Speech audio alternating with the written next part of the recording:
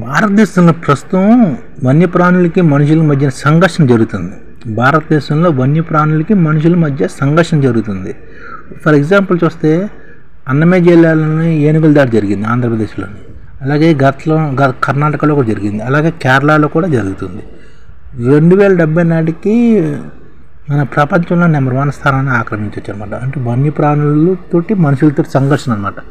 ఇప్పుడు ఒకసారి చూస్తే మన వన్యప్రాణులు పులుల దాడిలో ఎలా మృతి చెందారు, ఏనుగుల దాడిలో ఎలా మృతి చెందారు ఒకసారి చూసుకుంటే, పులులు దాడిలోని మృతి చెందిన మనుషులు ఎలాగన్నారంటే 2020లోని 51 అంటే 2020లోని 51 మంది పులుల దాడిలో చనిపోయారు.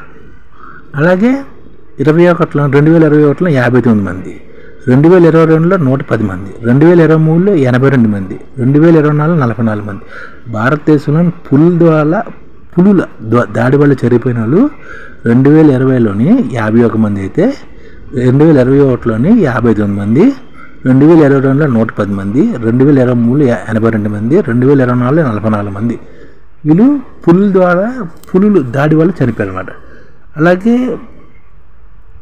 ఏనుగుల దాడిలో చనిపోయిన వాళ్ళు కూడా అసలు లెక్క చూస్తే 2019లోని 587 మంది, అంటే 2019లోని 587 మంది ఏనుగుల దాడిలో చనిపోయారు అనమాట.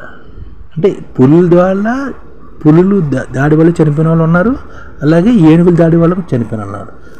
ఏనుగుల దాడి వల్ల చనిపోయిన 2019లో 587 మంది అయితే 2020లో 471 మంది, 2021లో 557 మంది, 2022లో 610 మంది, 2023లో 628 మంది.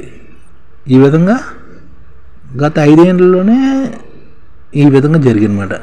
అలాగే గత 5 సంవత్సరాలుగా అసహజమైన ఏనుగులు అలా చనిపోయి, అంటే అనుకోకుండా చనిపోయిన ఏనుగులు ఎలా అంటే అది వృద్ధాప్యం వచ్చి చనిపోకుండా ఏదో యాక్సిడెంట్ల వల్ల రకరకాలు చనిపోయినవి చూస్తే 2019లోని 85 చనిపోతే, 2020లోని 79 చనిపోయి, 2021లో 87 చనిపోయి, 2023లో 133 చనిపోయి, 2024లో 121 చనిపోయి.